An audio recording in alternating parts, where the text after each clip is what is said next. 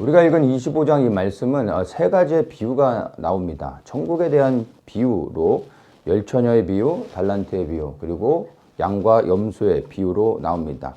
다 천국에 대한 비유인데 가만히 보면 이것은 이 땅에 임할 하나님의 나라, 그 천국, 다시 얘기해서 예수 그리스도의 재림과 연결되어지는 세 가지의 비유입니다. 그런데 이 세 가지가 다 천국에 대한 비유이지만 각각의 비유의 말씀이 독립된 메시지들을 가지고 있습니다. 그리고 이 25장은 24장과 연결되어지는 말씀입니다. 그래서 25장만 따로 볼 것이 아니라 사실은 24장부터 25장까지는 한 번에 읽어야 되고 24장과 25장을 하나의 큰 그림 안에서 이 말씀을 같이 보아야 합니다. 그래서 24장 말씀은 우리가 보았지만 오늘 세 가지의 비유를 나눌 때 24장 마지막에 있는 두 종의 비유까지 연결해서 네 가지의 비유의 말씀들을 좀 보려고 합니다. 24장에서는 세상 끝날의 징조에 대해서 말씀을 하시죠. 그래서 이 세상 끝날에 어떤 일들이 일어날 것인지에 대해서 말씀하시는데 그 세상 끝날의 징조를 이야기하시는 이유는 그 끝날에 예수 그리스도의 재림이 있다 이 말씀을 하는 겁니다. 그래서 마지막 때를 24장에서 예수님이 말씀하시는데 이 마지막 때를 언급하시는 이유가 다른 것이 아니라 마지막 때를 얘기하시면서 결론은 예수 그리스도의 재림을 말하고 있다는 것입니다.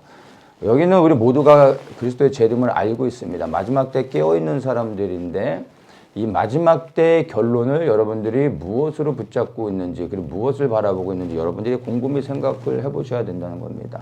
많은 사람들이 마지막 때를 깨닫고 있지만 마지막 때의 방향이 각각의 사람들이 다 다릅니다. 결론도 다 다릅니다.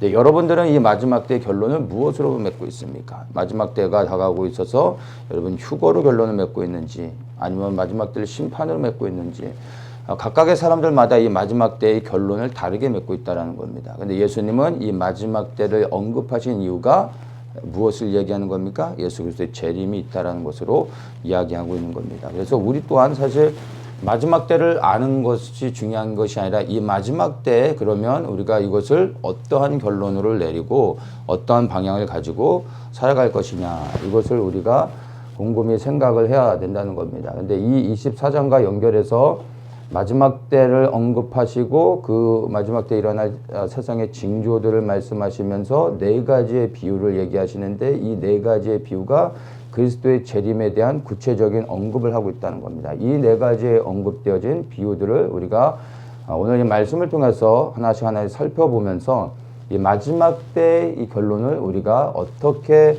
다시 정리하고 방향을 잡을 것인지 그런 것들을 좀 우리가 도움을 받으면 좋을 것 같습니다. 그래서 24장의 마지막에 이 두 종의 비유는 보았지만 한 번 더 언급하면서 25장으로 연결해서 세 가지의 비유도 같이 보도록 하겠습니다. 첫 번째 그 비유가 두 종의 비유죠. 그래서 마태복음 24장 36절부터 해서 쭉 설명해 주다가 40절에 그때 두 사람이 밭에 있음에 하나는 데려감을 당하고 하나는 버려둠을 당할 것이라 그렇게 하면서 45절로 연결해서 보면 충성되고 지혜 있는 종이 되어 주인에게 그 집 사람을 맡아 때를 따라 양식을 나눠줄 자가 누구냐. 그래서 충성된 종이 있으면 그 사람은 복을 받을 것이고 주인이 왔을 때 충성되지 아니한 즉 악한 종은 이제 주인이 더디올 거라 생각하면서 주인이 맡긴 일들을 감당하지 않았습니다. 그래서 주인이 왔을 때 술에 취해 있는 모습들을 보게 되고 그 주인으로부터 징계를 받고 쫓겨나는 일이 있게 되는 것을 24장의 두 종의 비유를 통해서 말씀해 주고 있습니다. 그래서 이 두 종의 비유를 통해서 우리에게 말씀하시는 것은 악한 종이 되면 안 된다라는 것을 우리에게 강조하고 있다는 것입니다. 물론 충성된 종이 되어야 되겠지만 예수님이 강조하고 싶었던 말씀은요, 악한 종이 되면 안 된다라는 겁니다. 악한 종이 되면 이제 매를 맞고 쫓겨나게 된다라는 것입니다. 예수 그리스도를 통하여 이제 심판을 받고 영원한 불못에 들어가게 된다는 것으로 우리가 말씀을 통해서 알 수 있습니다. 자, 여기서 두 종의 비유를 통해 우리가 먼저 비유 안에 담겨져 있는 내용보다 더 본질적인 것들을 우리가 보면 종이라는 것입니다. 이 종에 대한 것들로 우리가 잘 생각을 해야 됩니다. 두 종의 비유를 들었다라는 것은 주님이 주님께서 이 땅에 다시 오실 때 예수님은 주인이시고 그리고 그 예수님을 맞이하는 사람들은 종이라는 겁니다. 그러면 우리는 예수님을 기다리고 있을 때 우리의 신분은 주인을 기다리는 종의 모습으로서 기다려야 된다는 것입니다. 그래서 예수님도 이 땅에 하나님의 종으로 오셨습니다. 그리고 마땅히 예수 그리스도를 기다리고 살아가고 있는 그리고 또 그의 길을 예비하고 있는 사람들이라면 우리는 예수 그리스도를 위해 살아가는 종이 되어야 되는 겁니다. 그럼 여기 있는 우리 모든 그리스도인들은 예수님의 종으로 살아야 하는 것입니다. 야고보서 1장 1절에 하나님과 주 예수 그리스도의 종 야고보는 하면서 예수님의 제자인 야고보가 그리스도의 종임을 고백하고 있습니다. 이것은 야고보뿐만이 아니라 예수님의 모든 제자들이 그리스도의 종이라는 것을 고백하고 있다는 것을 우리는 알고 있습니다. 로마서 1장 1절에서도 예수 그리스도의 종 바울은 하면서 자신을 설명합니다. 바울도 그리스도의 종으로 일평생 살아갔습니다. 예수님의 제자들도 바울도 예수님의 종으로 살아갔다라는 것은 우리에게 분명한 메시지를 주고 있는 것입니다. 우리 모두가 그리스도의 종으로 이 땅에 살아가고 있다는 겁니다. 그리고 종으로서 주인을 맞이할 준비를 해야 된다는 겁니다. 주인이 오시면 종과 반드시 계산할 일이 있게 되는 겁니다. 우리는 그 계산을 할 것을 준비하고 있어야 된다는 것을 여러분 반드시 기억해야 됩니다. 종은 주인을 섬기는 겁니다. 섬길 주인이 있다는 겁니다. 그러면 내가 섬길 주인의 음성에 귀를 기울이는 것이 지혜로운 종이요 충성스러운 종입니다. 왜냐하면 종은 자기가 원하는 대로 마음대로 하는 것이 아니라 주인이 말하는 것에 순종하는 게 종인 겁니다. 그러면 나의 주인이 내게 무엇을 말씀하시는지를 항상 귀 기울여야 되는 것입니다. 우리의 주인이신 예수 그리스도께서 나에게 무엇을 말씀하시는지 항상 그것에 귀 기울이고 있는지 여러분 스스로가 한번 그것들을 돌아보셔야 됩니다. 매일의 삶 속에서 나는 나의 주인이신 그리스도의 음성을 듣고 있는가? 그분에게 순종하고 있는가? 이 부분을 여러분 스스로가 항상 고민하며 기도하며 분별해야 된다는 것입니다. 해야 된다는 것입니다. 여러분 분명히 기억하십시오. 주님께서 다시 오실 때 그분은 우리의 주인으로서 오시는 거고 우리는 종으로서 그분을 맞이하게 되는 겁니다. 그리고 반드시 계산하는 날이 오게 되는 겁니다. 충성생 종이 되지 않으면 악한 종으로서 반드시 매를 맞고 쫓겨나게 되는 겁니다. 중간은 없습니다. 칭찬을 받고 영원한 하나님 나라에 들어가든지 아니면 징계를 받고 심판을 통하여 영원한 불못에 들어가든지 둘 중에 하나라는 것을 우리 분명히 기억해야 됩니다. 그래서 40절의 말씀을 나눴지만 하나는 데려감을 당하고 하나는 버려둠을 당한다. 이 말씀이 휴거에 대한 말씀이 아니라 이 말씀은 심판에 대한 말씀이라고 이야기를 나눴습니다. 그래서 킹제임스 흠정역에서는 이것을 하나는 붙잡혀가고 하나는 남겨질 것이요 이렇게 말해주고 있습니다. 그래서 충성된 종은 주인의 집에 남게 됩니다. 충성된 종은 주인이 왔을 때 그 종의 복이 있도다 하면서 주인이 그 모든 소유를 저에게 맡기리라 이렇게 말하고 있습니다. 주인이 그 모든 소유를 충성된 종에게 맡긴다는 것은 그 종이 주인의 집에 머문다라는 이야기입니다. 그러니까 즉 남겨진다는 이야기입니다. 그런데 악한 종은 주인이 시킨 일들을 감당하지 않았기 때문에 붙잡혀가 매를 맞고 주인의 집에서 쫓겨나게 되는 것입니다. 네, 그래서 이 말씀을 여러분 우리에게 경고하시는 말씀으로 그리고 두려운 말씀으로 주고 있는데 많은 사람들은 이 말씀을 가지고 기대하고 익사이딩하고 이 휴거로 생각하고 있다는 것은 잘못된 것이죠. 그래서 정말 우리는 이 두 종의 비유를 통해서 나는 충성된 종인가 아니면 악한 종인가 주인이 언제 오든 나는 주인을 대면하여 기쁨으로 주인을 맞이할 수 있는 그런 사람인가 아닌가 여러분 스스로가 한번 여러분의 삶을 한번 돌아보시면 좋겠습니다. 자, 두 번째 비유 이제 25장에 첫 번째 나오는 열처녀의 비유를 이제 또 보도록 하겠습니다. 열처녀의 비유는 우리가 너무나 잘 아는 비유죠. 신랑이 신부를 맞으러 오는데 이 신부의 친구들이 신랑을 맞으러 등을 들고 나갔습니다. 그런데 신랑이 너무 늦게 오다 보니까 이 10명의 기다리던 처녀들이 다 잠이 깊이 들어버렸습니다. 그리고 이제 신랑이 온다라는 소리를 듣고 깜짝 놀라 깼더니 불이 다 꺼져가고 있었습니다. 근데 그 중에 5은 기름을 준비해서 불을 다시 밝혀 신랑을 모시고 이제 신부를 맞이하러 갑니다. 그런데 5명은 기름을 준비하지 않아 이제 신랑을 맞이할 수 없게 됩니다. 그리하여 혼인잔치에 참여하는 것도 거절되어져서 그 혼인잔치에 들어가지 못하게 되어집니다. 그러면서 13절에 마지막에 이렇게 얘기하죠. 그런즉 깨어있으라 너희는 그날과 그 시를 알지 못하느니라. 이 말씀은 24장에서 두 중의 비유에서도 똑같이 나오고 있는 것입니다. 깨어있으라. 이 42절에 보면 그러므로 깨어있으라 어느 날에 너희 주가 임할지 너희가 알지 못합니다. 똑같이 깨어있으라 라는 말씀을 하고 있습니다. 그런데 24장의 두 종의 비유에서 깨어있으라는 것과 25장의 열 처녀의 비유를 통해 깨어있으라는 말씀의 의미는요 전혀 다른 겁니다. 24장에서 이 두 종의 비유를 통해 깨어있으라는 것은 우리가 말씀을 보았지만은 언제든지 주인이 왔을 때 칭찬받는 종이 되어져야 된다는 겁니다. 그렇지 않으면 악한 종으로 쫓겨나게 된다는 겁니다. 그래서 항상 주인이 언제 올지 알 수 없지만 매일의 삶 속에서 주인이 맡긴 일들에 최선을 다하며 살아야 된다. 그것이 깨어있어야 된다는 의미로서 하시는 말씀입니다. 근데 25장의 열 처녀의 비유는 전혀 다릅니다. 이 10명의 처녀는 어떤 사람들입니까? 이 두 종의 비유로 이야기하자면 다 충성된 종들이었습니다. 왜냐하면 신랑을 맞이하러 10명이 다 나갔다는 것입니다. 그 중에 반은 신랑을 맞으러 나가지 아니했던 게 아니라 신랑을 기쁨으로 맞이하러 다 나갔던 사람들이라는 겁니다. 그래서 전혀 다른 그런 의미를 우리에게 주고 있는 것입니다. 10명이 나가서 신랑을 기다리는데 기름을 준비했던 5 처녀는 신랑을 맞이하고 혼인잔치까지 들어갈 수 있었습니다. 근데 기름을 준비하지 못한 5명의 미련한 처녀들은 신랑을 맞이할 수 없었고 그리하여 혼인잔치에도 들어가지 못하는 결과를 맞이하게 됩니다. 그래서 이 두 번째 비유에서 깨어있으라는 것은 충성된 종이 되라라는 수준이 아니라 그거보다 더 높은 단계를 요구하는 겁니다. 기름을 준비해야 된다는 것입니다. 우리가 여기서 이제 좀 이 본문의 배경들을 좀 이해할 필요가 있는데 신랑을 맞이하러 나간 이 신부의 친구들의 역할은요.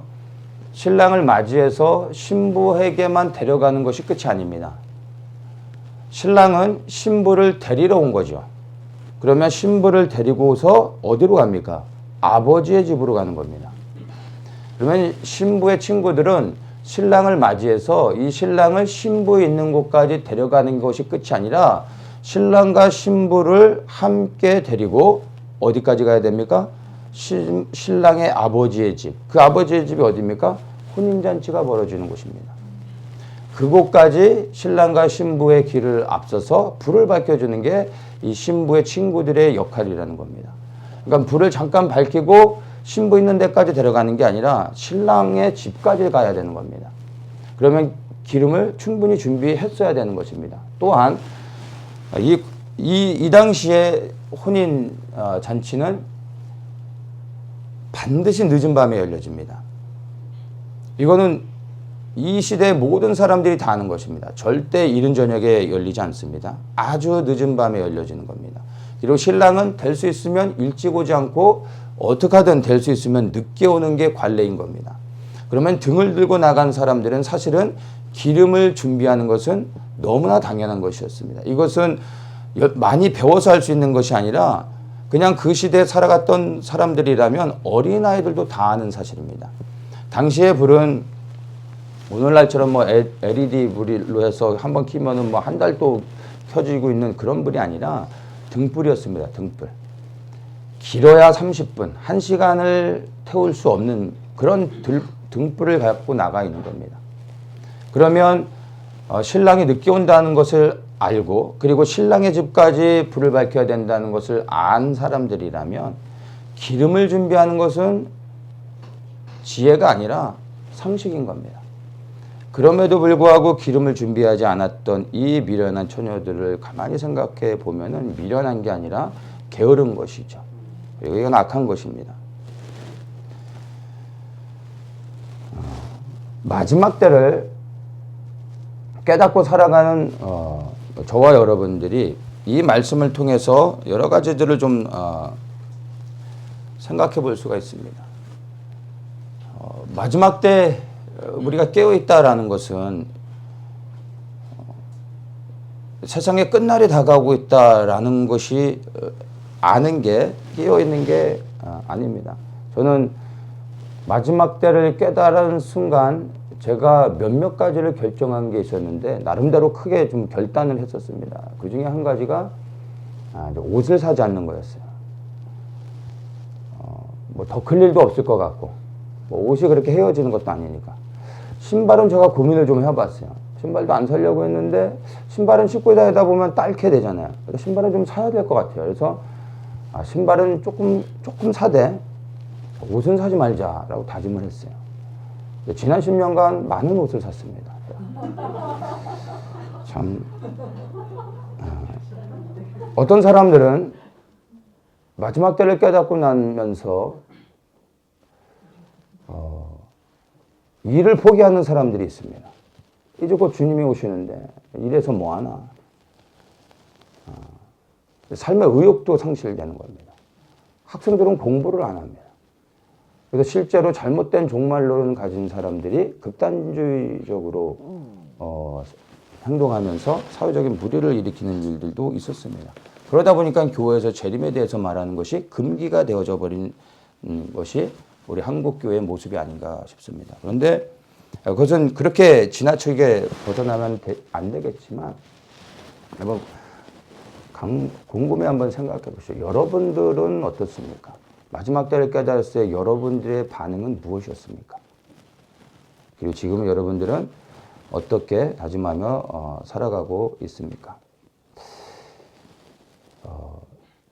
마지막 때의 본질은 사실은 이런 게 아닙니다. 저는 이제 주님이 곧 오신다라는 어떤 긴박감이 있어서 나름 결단을 하고 주님 앞에 이렇게 헌신했다고 생각했는데 사실은 그것은 본질의 문제가 전혀 아니었습니다. 옷은 사도 되고 안 사도 되는 거고요. 주님이 오시는 날까지 우리의 부르신 자리에서 우리가 최선을 다하며 충성스럽게 우리의 일들을 해야 되는 겁니다. 그러는 가운데 주님을 기다리는 것이 맞는 것이죠. 근데 주님이 오신다는 게 너무나 긴박한 것으로 믿어지고 깨달아지다 보니까 급한 나머지 신발도 안 신고 주님을 맞이하러 나가는 것처럼. 즉, 이 미련한 다섯 처녀처럼 신랑이 온다고 하니까 그냥 등불만 하나 들고 나가버린 거예요. 기름을 들고 가야 된다라는 것을 알면서도 너무 급한 마음에 등불만 들고 나갔다라는 거예요. 근데 그게 신랑이 볼 때는 결코 지혜로운 게 아니라는 겁니다. 나를 기다려주러 그냥 신발도 안 신고 그냥 등불만 들고 그냥 급히 나왔구나라고 신랑이 환영해주지 않는다는 겁니다. 그것은 잘못된 거라는 겁니다. 주님을 재림을 준비하고 그리고 기다리며 깨어있다라는 것은 여러분 이런 것이 아닙니다. 우리가 본질에서 벗어나면 안 되는데 오늘의 이 본문의 이 열처녀의 비유를 통해서 말씀하시는 것은 기름을 준비해야 된다는 겁니다. 급하게 나가는 게 중요하지 않습니다. 여러분 기름을 준비하여 나가야 됩니다. 이게 열처녀의 비유에서 우리에게 말씀하고 있는 겁니다. 여러분 이 열처녀의 비유에서 말하고 있는 깨어있는 것 무엇이 깨어있는 것입니까? 기름을 준비해야 된다는데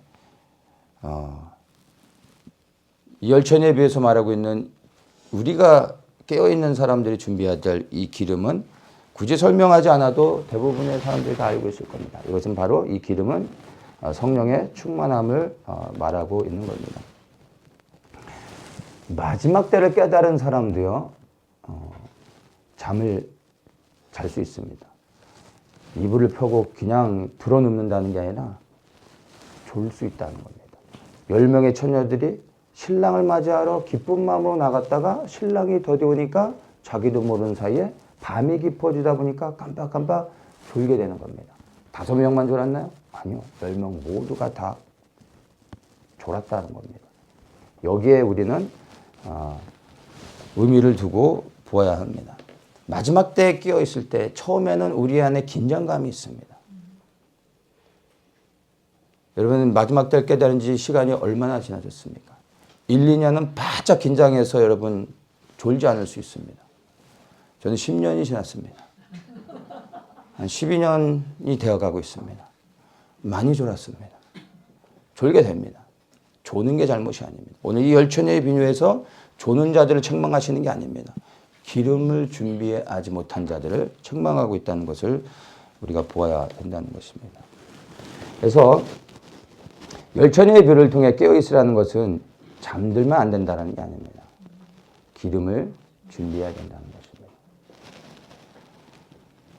잠깐 잠이 들었다가도 신랑이 왔다라는 소리를 듣는 즉시 일어나 등이 꺼져가는 것을 보면 준비했던 기름을 붙이면 되는 것입니다. 말씀을 드렸지만 그 당시에 등불은 밤새 타는 게 아니에요. 기껏해야 30분을 넘지를 못하는 겁니다.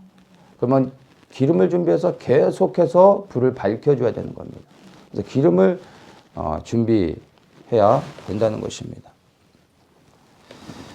우리가 그러면 준비해야 될 성령 충만, 이 기름이 무엇일까요? 열처녀에 비해서 말하는 이 성령의 충만함은요, 어떤 현상이나 느낌들, 초자연적인 경험들, 그래서 성령의 충만을 능력 충만으로 생각하는 사람들이 있는데 이런 것이 전혀 아닙니다.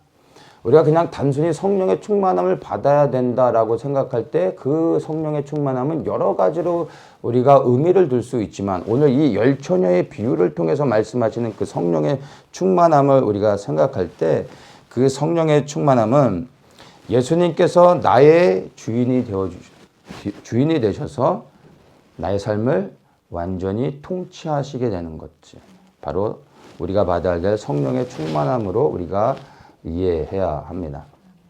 성령의 충만함을 통해서 내 뜻이 아닌 예수 그리스도의 뜻을 행하는 것이 우리가 받을 성령의 충만함인 것입니다. 내가 내 안에 내가 살아 있으면 주님의 뜻을 행하지 못합니다. 성령의 충만을 통하여 예수 그리스도가 내 안에서 완전히 나를 통치하시며 사실 때 비로소 나를 통하여 주님의 뜻을 행할 수 있게 됩니다. 나를 통하여 주님의 뜻이 이루어지게 되는 겁니다. 그래야 우리가 성령의 충만함을 받아야 되는 것입니다. 그래서 여기서 말하는 이 성령의 충만함이란 어떤 능력을 통하여 무엇을 행하는 것을 이야기하는 것이 아니라 온전히 나는 죽고 그리스도가 사셔서 예수 그리스도께 온전히 순종할 수 있도록 하기 위하여 성령의 충만함을 받아야 된다는 것입니다. 성령의 충만함을 받은 사람들에게서 나타나는 공통적인 특징이 있습니다. 성경의 인물들을 보면 우리가 분명히 알 수 있습니다. 그 사람들에게 나타나는 공통적 특징이 무엇입니까? 예수 그리스도께 온전한 순종을 한다는 것입니다. 주님이 말씀하시면 그 말씀하신 것에 그들의 생명을 건다는 것입니다. 우리가 받아야 될 성령의 충만은요, 바로 이런 것입니다. 그런데 이러한 성령의 충만함은요, 어느 한순간에 불을 받아서 되어지는 게 아닙니다. 금식기도 한번 하고, 철회 한번 하고, 어떤 세미나를 통해서 뭔가를 좀 새롭게 배웠다고 해서 이러한 성령의 충만함을 받을 수 있는 것이 아닙니다. 한순간에 일어나는 것이 아니라 사실은 우리의 신앙의 이 모든 과정을 통하여 조금씩 이 성령의 충만함이 우리 안에서 이루어지게 됩니다. 그래서 이것은 지속적인 말씀과 기도를 통하여서 내가 죽고 그리스도가 사시게 하는 이러한 반복되는 과정을 통하여 이루어지는 겁니다. 이것을 우리는 다른 말로 경건의 훈련이라고도 말할 수 있습니다. 근데 이것은 한순간에 짧은 어떤 이 시간을 통해서 어떤 특별한 과정을 통해서 되어지는 것이 아니라 우리 인생의 모든 영역을 통해서 조금씩 이루어지는 겁니다. 그래서 시간은 오래 걸리지만 그렇다고 포기할 수도 없습니다. 그래서 우리가 예수 그리스도를 믿는 순간부터 성령의 충만함을 위해 그리고 그분이 나를 온전히 다스릴 수 있도록 위해 우리의 경건의 훈련은 시작되어지고 계속해서 나아가야 되는 겁니다. 그런데 이런 말씀과 기도를 통해 경건의 훈련을 하고 그리고 성령의 충만을 통해 그리스도가 나를 다스리도록 해야 되는데 이 성령의 충만함이 다른 방향으로 가는 사람들도 있습니다. 말씀과 기도를 통해 내가 죽고 그리스도가 사시게 하는 것이 아니라 말씀과 기도를 통해 내 자아가 더 강해지는 사람들이 있습니다. 말씀을 통해 받은 지식과 기도를 통해 받은 은사와 능력들이 나를 교만하게 하여 주님보다 앞서 행하며 내 목소리를 내고 내가 원하는 것을 하는 사람들이 있다는 것입니다. 이 말씀과 기도는 나를 세우는 것이 아니라 오히려 더욱더 내가 주님 앞에 겸손하여지며 주님 앞에 낮아지고 주님을 더욱더 두려워하게 하는 것입니다. 그래서 경건의 훈련을 통하여 이 말씀과 기도가 더욱더 깊어지는 사람들은요, 겸손해지게 됩니다. 자기 자아가 죽게 되죠. 그럴 때 비로소 성령의 충만함을 통해 주님의 뜻에 순종하며 살아갈 수 있게 되는 것입니다. 그래서 이 마지막 때 나의 지식과 경험 그리고 어떤 그 능력과 은사 이런 것으로 살아가려고 하면은 안 됩니다. 결국엔 망하게 될 사망의 길로 가게 될 것입니다. 오직 성령의 인도하심을 받아야 되는 것입니다. 근데 말씀을 드렸지만 이것은 여러분 깨닫는 것으로 되지 않고 우리의 매일의 삶 속에서 끊임없는 나를 죽이는 훈련들이 반드시 있어야 그리스도가 내 안에서 사시며 나의 삶을 인도하신다는 것입니다. 이 성령의 충만을 위한 첫 번째 시작은요, 다른 것이 아니라 말씀을 통해 주님의 뜻을 분별하는 겁니다. 분별되어진 주님의 말씀을 믿음으로 취하고 이 말씀을 따라 행하며 살아가는 것입니다. 그 하루의 삶이 말씀과 기도를 통하여 온전히 사라졌다 해서 성령의 충만함을 받은 것이 아니라 우리의 삶은 또다시 반복되어집니다. 내일이 오늘이 되어지는 겁니다. 근데 이 매일의 삶 속에서 끊임없이 나를 제어하고 그리스도가 내 안에서 행하실 수 있도록 그분의 뜻을 행하실 수 있도록 날마다 내 자신을 드려야 되는 겁니다. 근데 이게 주님 오시는 날까지 계속 지속적으로 반복되어야 한다는 것입니다. 생각보다 쉽지 않습니다. 어떻게 보면 굉장히 쉬운 거죠. 그냥 시키는 대로 순종만 하면 되기 때문에. 근데 그게 안 된다는 겁니다. 왜냐하면 내 자아가 끊임없이 소리를 내고 있지 않습니까? 끊임없이 죽여도 오뚜기처럼 일어나는 끈질긴 내 자아가 처리되지 않고 있지 않습니까? 이게 저와 여러분들의 문제인 겁니다. 그래서 이것은 경건의 훈련을 통하여 일평생 이루어가야 되는 겁니다. 그래서 우리가 받아야 될 이 성령의 충만함은 여러분 한순간에 이제 되어졌다는 말하고 절대 말할 수 있는 게 아닙니다. 과정만 있을 뿐입니다. 근데 우리는 그런 과정 가운데 계속해서 성장하고 자라가야 하는 것입니다. 그래서 열처녀의 비유를 통해 깨어있으라는 것은요, 성령의 충만함을 통해 주님께 순종하는 삶을 살라고 우리에게 명령하고 있는 것입니다. 나는 정말 깨어있는가? 생각해 보십시오. 충성된 종을 얘기하는 게 아닙니다. 나는 기름을 준비하고 있는가? 신랑이 더디오고 있는데 나는 충분한 기름을 준비하고 있는가? 충성된 종도 여러분 잡니다. 그러나 기름을 준비하면 즉시 불을 밝힐 수 있다는 겁니다. 나는 불을 밝힐 기름이 준비되어 있는가? 내가 아무리 충성되어 주님께 헌신하고 삶을 살아가도 여러분 헌신과 결단은 지속되는 게 아닙니다. 우리가 주님 앞에 삶을 헌신하여 살지만 때로는 낙심되지 않습니까? 때로는 포기하고 싶지 않습니까? 때로는 원망이 되지 않습니까? 불이 꺼져가는 겁니다. 잠이 드는 겁니다. 우리가 막을 수 있는 게 아니에요. 그때 우리의 힘으로 불을 밝힐 수 없습니다.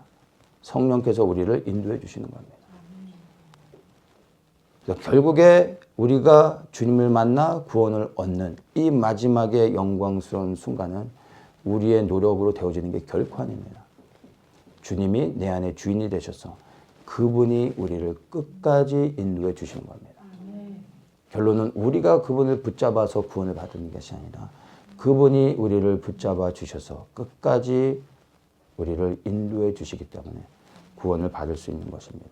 근데 이 일을 위하여 우리는 성령의 충만함을 받아야 된다는 것입니다. 매일의 삶 속에서 여러분 주 예수 그리스도께 순종하는 삶을 사셔야 됩니다. 내게 오늘 무엇을 말씀하고 있는가? 나는 이것에 온전한 순종을 하고 있는가?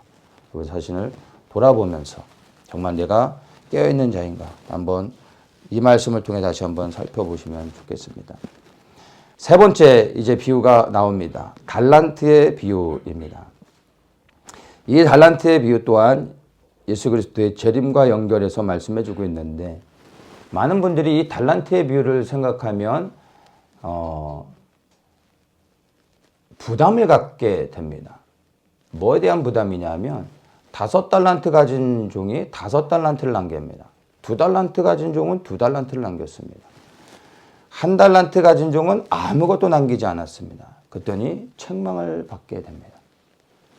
그래서 이것을 달란트의 비유를 비즈니스로 생각하는 사람들이 있습니다. 아, 내가 받은 달란트를 반드시 남겨야 되는구나. 내게 2달란트를 줬으면 내가 2달란트를 남겨야 되는구나. 이거 못 남기면, 그래서 주인에게 이윤을 드리지 못하면 내가 책망을 받겠구나. 뭔가 열매를 맺어야 된다는, 뭔가 비즈니스를 통해서 이윤을 남겨야 된다는 이러한 것으로 받아들이면서 부담을 갖는 사람들이 있습니다. 그런데 이 달란트의 참된 비유는 그런 의미가 아닙니다. 이 달란트의 비유는 특별히 당시의 시대적인 배경들을 좀 충분하게 이해해야 될 필요가 있습니다. 이 고대 시대에는 사람들은 땅에 묶여 살아갑니다. 그 땅에서 태어나면 그 땅에서 자라고 그 땅에서 일평생 살다가 그 땅에서 죽습니다. 땅을 벗어나는 것은 곧 죽음이었습니다. 그리고 대부분의 사람들이 태어난 땅에서 살고 저 멀리 보이는 산 너머 무엇이 있는지조차 알 수도 없고 가볼 수도 없습니다. 여행을 한다는 건 그 당시에 상상할 수 없는 것입니다. 그러니까 우리는 정말 좋은 시대에 살고 있는 겁니다. 그래서 눈에 보이는 자기 동네 지역을 벗어날 일이 없습니다. 그 당시의 사람들은. 그런데 이 달란트에 비해서 말하는 이제 이 부자는 다릅니다. 많은 재산을 가지고 있어서 이 사람은 본인 스스로가 일을 하지 않고 많은 종을 부리면서 살아갑니다. 그래서 종들을 시키면 모든 게 다 돌아가게 되어 있습니다. 근데 이 주인은 할 일이 없는 거죠. 종들이 다 맡아서 또 일을 하고 있습니다. 먼 산만 바라보는 게 얼마나 힘들겠습니까? 그래서 이 당시에 정말 부유한 그리고 또 지위를 가진 사람들은 무엇을 하냐면 여행을 합니다. 대부분의 시간을 일평생 세상의 많은 곳을 돌아다니는 여행을 하면서 살아가게 됩니다. 그래서 여행을 떠나기 전에, 여행이라고 해서 우리처럼 뭐 2박 3일 가고 이런 개념이 아니라 한 번 여행을 떠나면 몇 년을 돌아다니는 겁니다. 그리고 집에 돌아와서 잠시 좀 쉬고 집안의 일들을 다시 돌아보고 또 맡기고 다시 또 여행을 떠나는 거예요. 일평생 전 세계를 다니며 여행하면서 즐기는 게 이 사람들의 일이었습니다. 그러니까 여행을 떠나기 전에 주인이 종들에게 무엇을 합니까? 그냥 떠나면 안 되겠죠. 역할들을 분명하게 줘야 되는 겁니다. 그러면 종들을 불러서 그 종들에게 너는 이만큼을 맡아라, 너는 이만큼을 맡아라 말하는 겁니다. 주인이 100만 달러를 갖고 있다고 생각해 보세요. 그러면 한 사람한테 맡기는 게 낫겠습니까? 아니면 여러 사람들에게 나눠서 맡기는 게 낫겠습니까? 기왕이면 여러 사람에게 나눠서 맡기는 게 더 지혜롭고 안전하겠죠. 그런데 아무에게나 막 맡기는 것이 아니라 주인이 봤을 때 많은 돈을 맡길 만한 종이 있고 그다음에 적은 돈을 맡길 만한 종이 있지 않습니까? 이게 보이는 거죠. 그래서 주인이 볼 때 종들이 각각의 사람들에게 맡길 만한 분량을 주고 떠나는 겁니다. 그래서 주인이 종들에게 5달란트를, 2달란트를, 1달란트를 줬다라는 것은 내가 이만큼을 줬으니까 너는 이만큼을 반드시 남겨라라는 의미로서 맡기는 것이 아니라 자기는 떠나가기 때문에 다시 돌아올 때까지 주인의 재산을 맡아 관리할 것을 분산시키는 겁니다. 남기는 게 목적이 아닙니다. 어차피 이 주인은 일평생 먹고 놀아도 되기 때문에 이 돈을 가지고 종들이 많이 벌었냐 안 벌었냐는 전혀 관심이 없습니다. 너무나 많이 가졌기 때문에 여기에서 더 많이 갖는 건 별 의미가 없는 겁니다. 근데 관리를 시켜야 하기 때문에 맡기는 겁니다. 남기는 것은 두 번째 문제인 겁니다. 그래서 종들에게 이렇게 맡기면서 떠나가야 그래야 종들이 자기에게 맡겨진 일들에 책임을 지고 감당하는 겁니다. 자, 그래서 보면은 주인이 이 재산을 관리하는 여러 가지 방법이 있는데 첫 번째가 말씀드린 것처럼 지혜로운 종들에게 재산을 맡기는 겁니다. 그리고 두 번째가 이자를 받는 겁니다. 당시에도 오늘날로 얘기하면 투자자가 되는 거죠. 돈을 주면 그 돈을 받고 이 투자자는 이자를 그 돈을 맡긴 사람한테 줍니다. 내가 5년 동안을 맡길 때니까 5년 동안에 이자를 얼마를 줄 거냐. 이제 서로 이제 딜을 해서 그걸 받는 겁니다. 그럼 주인이 떠나기 전에 그 돈을 이자를 받는 것에 넣을 수도 있습니다. 그리고 돌아와서 그 이자를 받는 겁니다. 그러면 그 투자자는 돈을 받아서 많은 사람들에게 돈을 빌려주고 더 많은 이자를 받아서 이윤을 챙기고 일부를 그 돈을 맡겨진 사람에게 주는 겁니다. 이게 이제 경제의 원리인 거죠. 자, 이런 식으로 해서 또 주인이 재산을 관리합니다. 세 번째 마지막 방법이 있습니다. 이게 뭐냐면 땅에다 파묻는 겁니다. 당시에는 은행도 없었고 금고도 없습니다. 그래서 자기가 가진 재산을 지킬 수 있는 가장 흔한 방법이 뭐였냐면 땅에다 파묻는 거였습니다. 그래서 땅에다 파묻는데 아무도 보면 안 되는 겁니다. 종도 보면 안 됩니다. 종이 보면 절대 안 되는 거죠. 주인이 직접 묻습니다. 그리고 묻어놓은 곳에다가 표시를 하면 안 되죠. 그래서 뭐들 써놓으면 안 됩니다. 써놨다가 정자 밑에 금괴, 무화과나무 밑에 보석.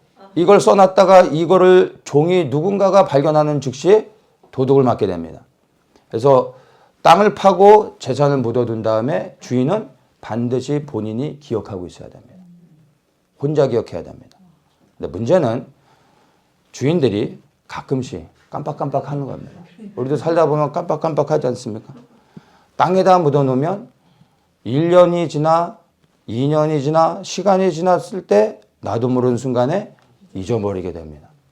한 번 잊어버리면 평생 잊어먹게 됩니다. 그래서 예수님의 이 천국에 대한 비유를 보면 어떤 종이 땅을 파다가 보화를 발견했어요.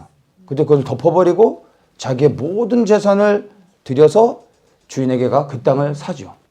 그리고 그 땅에서 나온 보화를 자기가 갖게 됩니다. 비유이지만 비유가 아니라 실제 이 당시에 가끔가다 일어난 일이었습니다. 그러니까 주인은 거기에 자기가 묻어뒀던 거를 까맣게 잊게 됐던 겁니다. 근데 오늘날에도 보면 유럽 같은 데서 어떤 사람들이 길을 지나가다가 산책하다가 땅에 뭐가 있어서 이렇게 팠더니 그릇이 나왔는데 그릇 안에 봤더니 금괴가 막 있었던 것들. 이런 게 뉴스에도 나오잖아요. 수천 년 동안 주인이 잊어먹고 있던 게 오늘날 드러나는 겁니다. 근데 이런 일들이 실제로 있는 겁니다. 그래서 여기서 우리가 기억해야 되는 게 뭐냐면 땅에 묻는 사람이 누구입니까? 주인입니다. 이건 주인만 하는 겁니다. 근데 지금 이 한 달란트 받은 이 사람을 한번 보십시오. 주인이 한 달란트를 맡겼습니다. 맡겼다라는 얘기는 무엇입니까? 이것을 주인의 돈을 잘 관리하라는 겁니다. 이윤을 남기는 건 둘째 문제입니다. 그런데 이 한 달란트를 받은 종이 어떻게 했습니까? 땅에다가 묻어뒀다가 주인이 오니까 그냥 주는 겁니다. 이 주인이 왜 화가 나는지 이해가 되시겠습니까? 자기가 주인이 되어버린 거예요. 그래서 주인이 얘기하잖아요.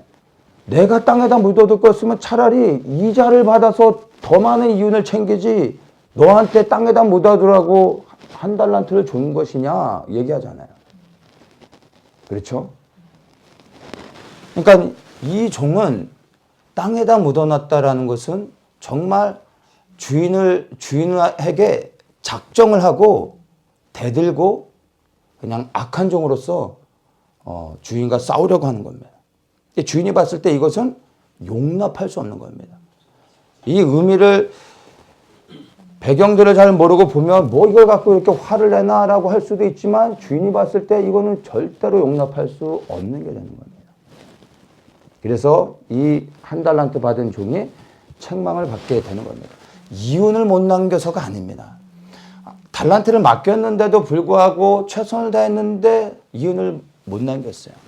주인은 그거 말고도 너무나 많은 것을 가지고 있어서 전혀 문제가 되지 않습니다.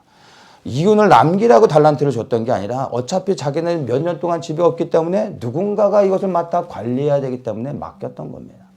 최선을 다했다면 결과는 상관이 없습니다. 그런데 이 종은 최선을 다하지 않았던 겁니다. 주인 행세를 하며 정말 악한 종으로서 주인을 능욕했던 것입니다. 그래서 책망을 받았다는 것을 우리가 잘 생각을 해봐야 됩니다. 그리고 우리가 여기서 이 달란트의 비유를 통해서 분명히 우리가 잘 알아야 되는 것이 있습니다. 5달란트를 받은 종과 2달란트를 받은 종이 주인으로부터 똑같은 칭찬을 받는다는 것입니다. 5달란트를 남겼는데 주인이 그 종에게 이렇게 말합니다. 잘하였도다 착하고 충성된 종아.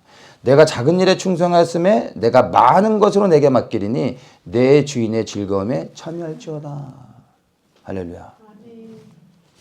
그런데 2달란트를 맡겼던 종에게도 이렇게 대답하십니다. 23절에 잘하였도다 착하고 충성된 종아. 내가 작은 일에 충성하였음에 내가 많은 것으로 내게 맡기리니 내 주인의 즐거움에 참여할지어다.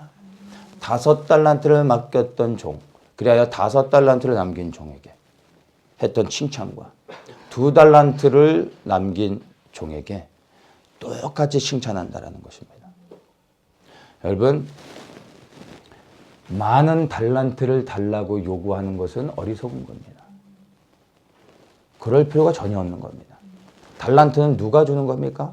주인이 정해서 주는 겁니다. 이거 더 달라고 할 필요가 없는 겁니다. 많이 받았으면 거기에 대한 책임감이 더 있는 겁니다. 5달란트를 받아서 5달란트를 남겨도 이거는 당연한 겁니다. 2달란트를 가지고 5달란트를 남기면 더 칭찬을 받겠지만 5달란트로 5달란트를 남기는 건 그냥 그저 그런 겁니다. 그래서 많이 받으려고 할 필요가 없는 겁니다. 달란트를 더 달라고 해야 될 이유가 전혀 없는 겁니다. 우리가 무엇을 구해야 되겠습니까? 내게 주신 달란트를 충성스럽게 감당할 수 있는 은혜와 능력을 달라고 구하는 것이 이게 지혜로운 간구가 되겠지. 그래서 여러분, 많은 것을 받기보다는 받은 것에 감사하며 맡겨진 일에 최선을 다하는 것이 지혜로운 자라는 것을 이 달란트의 비유를 통해서 우리가 분명히 기억해야 됩니다. 무리하게 많은 것을 받아서 허덕이면서 5달란트를 남기고 피곤하여 쓰러지는 것보다 맡겨진 것에 최선을 다하여 그것을 주인에게 돌려드리는 것이 더 지혜롭다라는 것을 여러분 반드시 기억하십시오. 우리는 이 달란트 비유를 통해서 주신 것에 집중하며 그리고 그것을 감당하면 된다는 것을 분명히 알 수 있습니다. 우리 더저 씨는 우리에게 무엇을 주셨는지를 분명히 압니다. 그리고 그것을 향해 우리는 방향을 잡고 나아갑니다. 그래서 한국교회 회복과 북한교회 구원 그리고 더 나아가 이스라엘의 회복을 위해서 기도합니다. 이것이 다는 아닙니다. 이것만이 길이라는 것이 전혀 아닙니다. 그런데 이것이 우리 더처치에 주신 달란트라는 겁니다. 그래서 우리는 이것만 잘하면 된다는 겁니다. 왜 저거 안 하냐, 왜 저거 안 하냐가 아니라 지금 흐름은 그런 게 아닙니다. 이런 거 해야 됩니다. 이런 게 아니라는 겁니다. 주신 것에만 집중하면 된다는 겁니다. 그래서 저는 우리 더처치에 속해 있는 모든 성도님들이 이 우리에게 주신 달란트가 무엇인지, 이 더처치가 붙잡고 나가야 될 방향이 무엇인지를 분명히 알았으면 좋겠습니다. 그리고 이 방향에 맞춰서 함께 연합하여 우리가 우리에게 주신 이 달란트를 잘 감당하여서 주인을 뵀을 때 내 달란트를 돌려드리며 착하고 충성된 종이라는 칭찬을 받게 되는 겁니다. 불필요하게 이것도 하고 저것도 하고 이게 더 좋아 보이고 저것도 좋아 보이다 보니까 이거저거 주인이 주지도 않은 것을 가지고 우리가 더 하려고 하다가 여러분 괜히 사서 고생할 필요가 없는 겁니다. 이 동성애 이렇게 하시는 여만섭 원장님, 그분은 보면은 뭐 제가 그분 잘 모르지만 주구장창 그분은 동성애에 대해서만 목소리를 내잖아요. 다른 거는 안 하는 것 같아요. 그냥 오로지 그냥 이거는 아주 뭐 동성애 하면 그분 이렇게 해서 여러분은 그것만 하시는데 우리는 뭐 동성애 안 하잖아요. 그래 뭐 사회적인 이슈 뭐 이런 거 뭐 안 하잖아요. 우리는 애국하는 교회 아닙니다. 우리가 나라와 민족을 위해 기도하는 이유는 대한민국의 자유민주주의를 위해서가 아닙니다. 대한민국의 자유민주주의를 위해 우리가 기도하는 이유는 이 땅에 이루어질 하나님의 나라를 위해 대한민국의 교회가 일어나 하나님의 사명을 감당해야 되기 때문에 부득불 우리가 기도하는 것이지, 우리의 목적은 대한민국의 자유와 민주주의를 위한 게 아닙니다. 남북 통일을 위한 게 전혀 아닙니다. 우리가 북한의 구원을 위해 기도하는 것도 북한 사람들 불쌍해서가 아닙니다. 이 땅에 이루어질 하나님의 나라를 위한 것입니다. 그래서 우리의 초점을 우리가 분명히 알아야 됩니다. 그래서 우리가 동성애에 대해서 기도하지 않는다고 해서 가끔은 기도하죠. 전혀 하나님의 해라. 주님 마음 주시면 우리가 기도하지만 우리의 방향은 전혀 아닙니다. 우리는 그걸 안 합니다. 그런데 누군가는 이 일을 해야 되지 않습니까? 누군가는 여기에 목숨을 걸어야 되지 않습니까? 이분은 이거 하는 것 때문에 굉장히 신변의 위협도 받는다고 하는데, 제가 볼 때 저는 이분을 잘 모르지만 이분은 굉장히 신실한 하나님의 종이라고 저는 생각이 되어집니다. 주구장창 이거 하나만 외진기를 이 동성애만을 외치면서 하나님의 마음으로 이렇게 전하는 거 결코 쉽지 않습니다. 시대의 흐름에 따라 이슈에 따라 이것도 했다 저것도 했다가 하는 것은 누구나 할 수 있는 겁니다. 그런데 그건 주님이 주신 마음이 아닙니다. 유행을 타는 것이죠. 이것은 반드시 끝나는 날이 있게 됩니다. 드러나는 날이 있게 됩니다. 그런데 진짜는 주신 것에만 하는 겁니다. 진짜 종은 주인이 나에게 무엇을 주셨는지 무엇을 하라고 하셨는지를 알고 그것만 하는 겁니다. 그래서 우리도 여러분 왜 이거 하느냐 저거 하냐 하실 게 아니라 우리에게 주신 비전이 무엇이며 우리에게 주신 달란트가 무엇인지를 알고 우리는 이것만 하면 되는 겁니다. 그러면 착하고 충성된 종이라는 칭찬을 심판날에 받게 된다는 것을 여러분 기억하십시오. 그래서 연결해서 좀 이야기를 한다면, 혹시 여러분들이 우리 더처치 공동체에 왔을 때 이러한 우리에게 주신 이 비전들이 있는 그대로 하나하나 다 마음속에 들어오지 않을 수 있습니다. 어떤 분들은 각자가 다 다른 이유를 가지고 우리 공동체에 들어왔지만 처음에 들어왔을 때 북한을 위해 기도해 본 적이 없는 사람도 있습니다. 나라와 민족을 위해 기도하는 게 무엇인지도 몰랐던 사람도 있습니다. 이스라엘을 품지 못하고 있었던 사람들도 있었습니다. 그러나 인내하며 기다리고 그리고 함께 모여 기도하는 가운데 주님의 은혜로 하나하나 열려지며 지금은 뜨겁게 이스라엘을 위해 기도하고 그리고 이 나라와 민족을 향한 주님의 마음을 깨닫고 이제 정말 주님의 마음으로 기도하게 됐지 않았습니까? 이 비전은 공동체에 있을 때 하나님의 은혜로 부어지는 겁니다. 내 스스로가 비전을 만들어가는 것이 아니라 공동체를 통하여 그 비전들을 나의 것으로 믿음으로 취하는 겁니다. 그래서 어느 공동체에 속해 있느냐에 따라 내가 어떤 비전을 가지고 어떤 부르심을 감당하느냐가 결정되어지는 겁니다. 그래서 대부분의 이 개개인을 향한 비전들은요, 주님께서 1대1로 만나서 각 사람에게 부어주시는 게 아닙니다. 주의 종에게 부어주고 교회의 머리 대신 주 그리스도를 통하여 공동체 리더를 세워서 그 리더를 통하여 그 교회 안에 공동체 안에 비전을 주시는 겁니다. 그리고 이 공동체에 속한 지체들은 그 공동체에 들어와 이 비전을 나의 믿음으로 취하는 겁니다. 이 비전이 믿음으로 취해지지 않는다면, 그리고 다른 부담감들을 가지고 있다면 그 공동체에 있으면 안 됩니다. 떠나야 됩니다.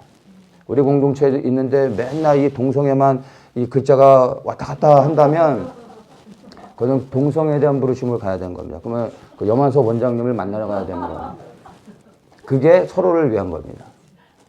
그래서 여러분들이 우리 더처치 공동체에 있을 때 이 공동체에 주신 비전은 반드시 흘러가게 돼 있습니다. 그리고 시간이 지나면 인내하고 기다릴 때 이것들이 깨달아지고 주님의 마음이 부어져서 이 비전 안에 함께 헌신할 수 있게 되어지는 겁니다.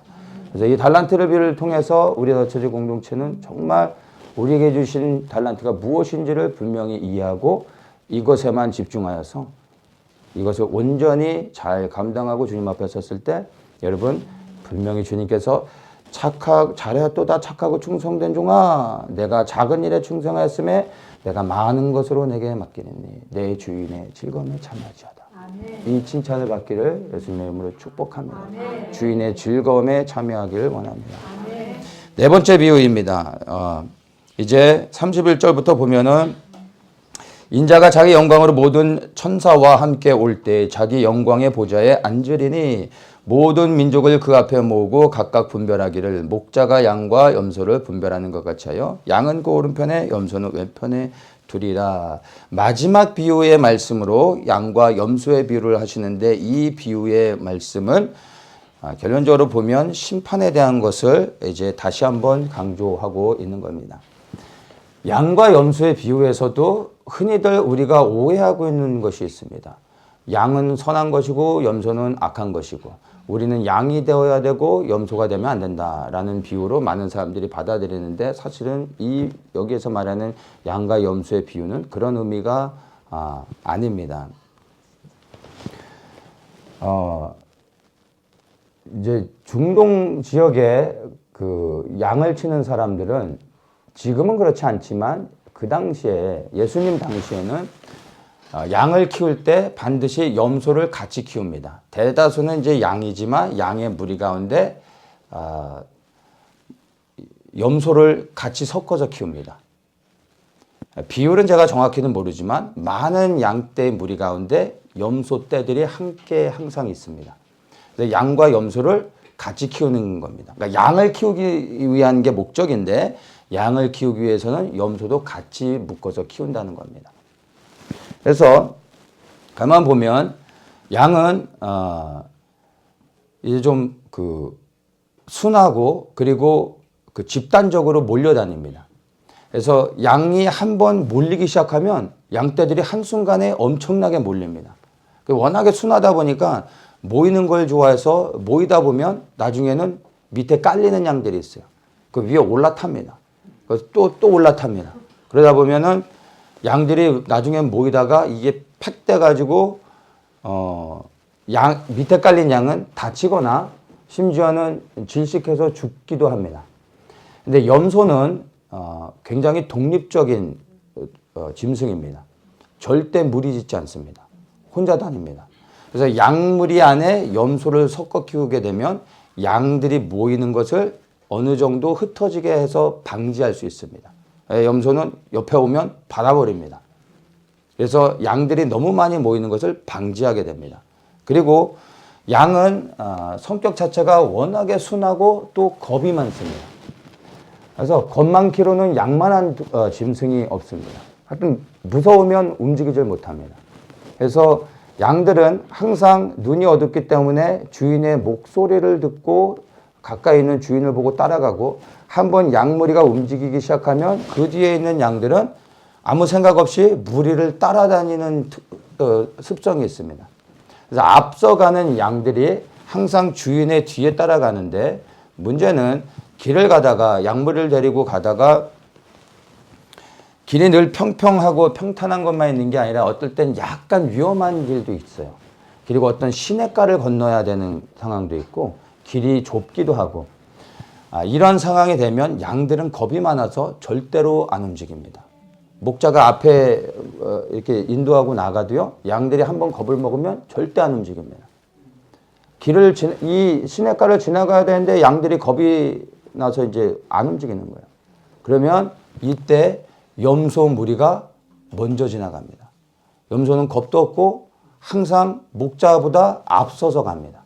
앞서갈 뿐만 아니라 사방으로 자기 마음대로 돌아다닙니다. 그래서 이 양을 치는 목자들이 돌팔매질을 잘하는 이유가 위험한 상황 가운데서 돌팔매를 던져서 맹수로부터 양무리를 보호하는 목적도 있지만 염소를 때리기 위해서 돌팔매를 던집니다. 너무 멀리 가면 염소에게 돌팔매를 해서 엉덩이를 한 대 때리는 거야. 그러면 염소가 깜짝 놀라가지고 한 대 맞고 주인에게 돌아오는 겁니다. 그래서 앞에 위험한 길이 있는데 여기를 지나가기 위해서는 염소들이 먼저 지나가주면 이제 양들은 아무 생각 없이 안전하다 생각하고 염소 무리를 따라서 양들이 지나가기 시작합니다. 한번 양들이 지나가기 시작하면 무리지어서 이제 뒤에 따르는 양들은 아무 생각 없이 그냥 따라가는 겁니다. 그래서 양과 염소를 반드시 섞어서 키우게 돼 있습니다. 그런데 언제 양과 염소를 구별하느냐 하면은 잠을 잘 때는 저녁 때 이제 해가 지고 잠을 잘 때는 양과 염소를 반드시 구분을 합니다. 유대 지역은 사막성 기후라 낮에는 더워도 저녁이 되면은 춥습니다. 근데 염소는 추위를 많이 탑니다. 그래서 잠을 잘 때는 염소 무리를 다 골라내서 굴 안에 집어넣습니다. 그리고 양들은 더위를 탑니다. 추위를 덜 탑니다. 털도 많고. 그리고 이제 좀 시원한 공기들을 찬 공기를 좋아합니다. 그래서 굴 같은 데 들어가는 걸 좋아하지 않습니다. 그래서 염소들은 다 안에다 넣고 양무리는 굴 바깥에 모아 놓습니다. 그리고 목자는 양과 함께 바깥에서 들판에서 잠을 잡니다. 왜냐하면 양무리를 지켜야 되기 때문에. 그래서 잠을 잘 때는 반드시 양과 염소를 구분합니다. 그리고 아침이 되면은 염소들을 데리고 나와 이제는 섞어서 이제 데리고 다니는 겁니다. 그래서 밤이 되면 반드시 양과 염소를 구분하는 것을 32절에서 이제 비유로 말씀하시는 겁니다. 모든 민족을 그 앞에 모으고 각각 분별하기를 목자가 양과 염소를 분별하는 것 같이 이렇게 말하고 있는 겁니다. 그래서 여기서의 양과 염소를 분별한다라는 것은 선한 자와 악한 자로서 나눈다는 의미보다 반드시 나누는 일이 있게 된다. 그날이 언제냐고요? 그리스도의 심판대 앞에 서게 되는 날 반드시 양과 염소가 저녁이 되면 목자가 이 양과 염소를 나누듯이 심판날이 되어지면 반드시 이렇게 나누게 되어질 것이다. 즉 심판하여 한쪽은 영원한 생명을 얻게 될 것이고 다른 한쪽은 영원한 형벌에 들어가게 될 것이다. 반드시 이런 일이 있게 될 것이다 라는 것을 말씀하시기 위해서 양과 염소의 비유를 하고 있다는 것입니다. 그래서 양과 염소의 비유는요, 양이 되라, 염소가 되면 안 된다 이러한 의미로 받아들이기보다는 여러분 밤이 되면 양과 염소를 나누는 것처럼 우리 인생에도 반드시 밤이 온다는 겁니다. 이 세상에도 반드시 밤이 온다는 겁니다. 그 밤이 오면 나누게 됩니다. 예수 그리스도께서 이 땅에 오시는 날 이 세상의 모든 사람들은 그리스도의 심판대 앞에 서서 오른쪽과 왼쪽으로 반드시 나누게 된다는 것입니다. 이것을 강조하기 위해서 양과 염소의 비유를 말씀하셨다는 것입니다. 그래서 이 마지막으로 심판의 기준을 잠깐 보면은 양과 염소 오른쪽과 왼쪽으로 나눠서 심판하시는 날이 있게 되는데 그 심판의 기준을 35절에 말합니다. 내가 줄일 때 너희가 먹을 것을 주었고 목마를 때 마시게 하였고 나그네 되었을 때 영접하였고 벗었을 때 옷을 입혔고 병들었을 때 돌아보았고 옥에 가셨을 때 와서 보았느니라. 이렇게 말씀하십니다. 내가 줄일 때 예수님이 말씀하시는 거죠. 내가 줄일 때 나를 돌보았다. 나를 케어했다. 이 말씀을 해주고 계십니다. 그러니까 심판의 기준이 무엇입니까? 주님을 섬기는 것입니다. 주님을 섬기는 것이 심판 때 구원 얻는 길이라는 것을 우리에게 말해주고 있습니다. 그런데 문제는 예수님께서 승천을 하셔서 우리가 주님을 직접 섬길 수가 없지 않습니까? 그럼 어떻게 해야 되는 것입니까? 자, 이래서 여기에 대해서 제자들이 묻게 됩니다. 37절에 이렇게 이제 그 비유의 말씀에서 이렇게 말씀하죠. 주여 우리가 어느 때 주의 줄이신 것을 보고 공개하였으며 목마르신 것을 보고 마시게 하였나이까? 우리는 그런 적이 없습니다. 이렇게 얘기하죠. 그때 40절에 이렇게 다시 대답하십니다. 임금이 대답하여 가라사대 내가 진실로 너희에게 이르노니 너희가 여기 내 형제 중에 지극히 작은 자 하나에게 한 것이 곧 내게 한 것이다. 이렇게 말씀하고 있습니다. 어떻게 한 것이요? 내 형제 중에 지극히 작은 자 하나를 섬겼던 것이 나에게 한 것이다. 이렇게 말씀하고 있습니다. 우리는 이 말씀을 지극히 작은 자라는 단어를 어떻게 해석합니까? 사회적인 약자로 해석을 합니다. 가난한 사람, 병든 사람, 스스로는 설 수 없는 연약한 사람들, 이러한 사람들을 도와야 된다라고 생각을 합니다. 그래서 이렇게 이러한 사람들 지극히 작은 자로 생각하고 이러한 사람들을 돕는 것, 사회적인 봉사를 하는 것을 선한 것으로 그리고 구원 얻는 것으로 생각을 합니다. 그런데 이것은 틀린 이야기입니다. 만약에 우리가 이것을 단순히 도덕적인 관점, 그래서 윤리적인 차원으로만 바라본다면 우리가 예수님을 굳이 믿을 필요가 없는 겁니다. 예수님을 믿지 않고서도 도덕적으로 윤리적으로 세상에서 정말 선하게 살아가는 사람들 생각보다 많습니다. 교회에 있는 사람들보다 더 많습니다. 사실은. 만약 이런 것이 구원의 어떤 기준이 된다면 여러분 우리 이 시간에 교회에 있을 필요 없습니다. 각자가 알아서 살아가면서 가난하게 사는 사람들 그리고 어려움을 당한 사람들 여러분 상황에서 도와주면 되는 겁니다. 근데 그런 게 아닙니다. 여기서 우리가 분명히 기억해야 되는 게 지극히 작은 자 하나를 한 거 이렇게 말하지 않고요. 내 형제 중에 지극히 작은 자라고 말하고 있다는 겁니다. 여기까지 연결을 해서 봐야 됩니다. 내 형제 중에 지극히 작은 자 하나를 섬긴 것이 나를 섬긴 것이다 라고 말하고 있습니다. 모든 것이 예수님과 연결되어 있다는 것입니다. 여기서 내 형제, 예수님 말씀하신 내 형제가 누구입니까? 첫째, 예수님의 제자들입니다. 둘째, 예수님을 따르는 사람들. 예수님을 따른다는 게 무엇입니까? 예수님의 말씀에 순종하여 살아가는 사람들, 즉 우리 그리스도인들을 말하는 것입니다.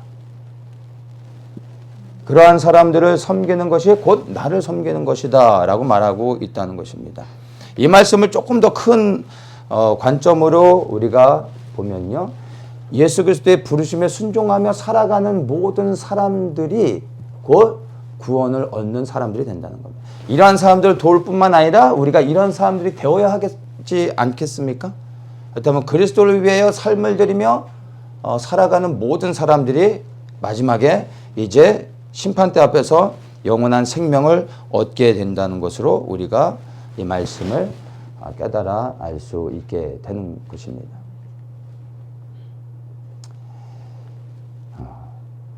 지극히 작은 자 하나를 섬겨서 영생을 받는다는 의미를 여러분 곰곰이 잘 생각을 하셔야 됩니다. 내게 맡겨진 일이 지극히 커야 되는 것이 아니라 지극히 작아도 괜찮은 겁니다. 중요한 건 내게 맡겨진 일을 충성스럽게 감당했냐 안 했냐가 심판의 기준이 되는 것입니다. 그래서 아까도 말씀을 드렸지만 많은 달란트를 받으려고 할 필요가 없다는 것입니다. 지극히 작은 일이지만 그 일에 충성하면 되는 것입니다. 내가 볼 때는 정말 연약한 자이지만 그 사람이 그리스도께 속해 있다면 그 사람을 돕고 협력하며 그 사람을 위해 주는 것이 그것이 곧 주님을 섬기는 것이라는 것을 우리가 기억해야 됩니다. 그래서 우리 교회 안의 공동체에서도 우리 스스로가 그리스도께 충성스러운 일꾼으로 살아가야 하겠지만 또한 반면에 우리 교회 안에 예수 그리스도를 섬기는 우리 지체들 가운데 연약한 자들 그리고 우리가 볼 때는 뭔가 부족한 자들이 있다 할지라도 그러한 자들이 그리스도께 속해 있다을 안다면 우리가 그들을 정말 그리스도와 같이 귀히 여기며 섬겨야 된다는 것입니다. 이러한 모든 일들이 우리가 주님 앞에 섰을 때 영원한 생명을 받을 수 있는 은혜를 입게 되는 결과를 맞게 되는 것입니다. 말씀을 마칩니다. 주님의 재림은 여러분 실제입니다. 주님이 반드시 다시 오십니다. 31절에 뭐라고 얘기합니까? 인자가 자기 영광으로 모든 천사와 함께 올 때에 자기 영광의 보좌에 앉게 된다는 것입니다. 저는 이 말씀을 통하여 예수 그리스도께서 이 땅에 오실 때 하나님의 권세와 능력을 가지고 온 열방을 통치하는 왕으로 오실 것을 믿습니다. 그래서 이 땅에 하나님의 나라가 그리스도를 통하여 이루어지는데 그것이 바로 천년 왕국이 되어지는 겁니다. 저는 이 말씀을 분명히 믿고 그리스도의 재림이 속히 이루어질 일이라는 것을 믿습니다. 그래서 이 말씀은 예수님이 하신 말씀이라는 것을 여러분 기억하시고 우리가 살아가는 이 시대에 그리스도의 재림이 이루어질 것을 우리는 믿습니다. 물론 그날이 언제일지는 알 수 없지만 속히 올 것이고 우리가 알 수 없는 때에 올 것이기 때문에 우리가 오늘의 말씀에서 비유를 통해 깨닫게 하신 것처럼 우리가 깨어 있어야 하는 것입니다. 언제 올지 자꾸 시간을 알려고 할 필요가 없습니다. 우리가 매일의 삶 속에서 충성된 종으로서 주님이 맡기신 일들에 열심히 감당하고 있다면 주인이 언제 오는 것을 우리가 굳이 알려고 할 필요가 없습니다. 때가 되면 이제 주인이 온다라는 것을 우리에게 깨닫게 하실 겁니다. 그리고 우리는 기쁨으로 주인을 맞이할 수 있게 된다는 것입니다. 깨어있어 충성된 종이 되십시오. 그 충성된 종으로 살아가며 성령의 충만함을 받으십시오.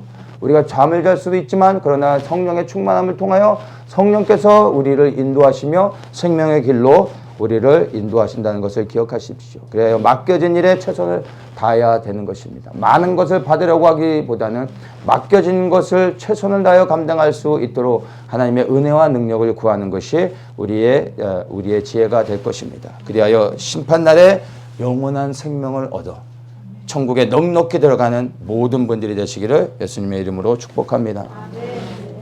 주님, 우리에게 예수 그리스도의 재림이 실제가 되게 하여 주시고 재림을 소망하며 기다리게 하심을 감사합니다. 우리에게 주신 달란트가 무엇인지를 깨닫고 이제 그 부르심을 향하여서 두려움 없이 서며 나아갑니다. 우리에게 주신 달란트를 끝 잘 감당할 수 있는 은혜와 능력을 아버지 우리에게 부어 주셔서 주님 오실 때 우리에게 정말로 맡겨주신 모든 것들을 주님 앞에 드려 착하고 충성된 종이라는 칭찬을 받으며 주인의 즐거움에 참여하라는 그러한 아버지 복된 주님의 은혜를 받을 수 있는 저희들 되게 하여 주셔서 영원한 생명을 받고 그리스도를 통하여 하나님 나라에 넉넉히 들어가는 저희들 되게 하여 주시옵소서. 감사하며 예수님의 이름으로 기도합니다. 아멘.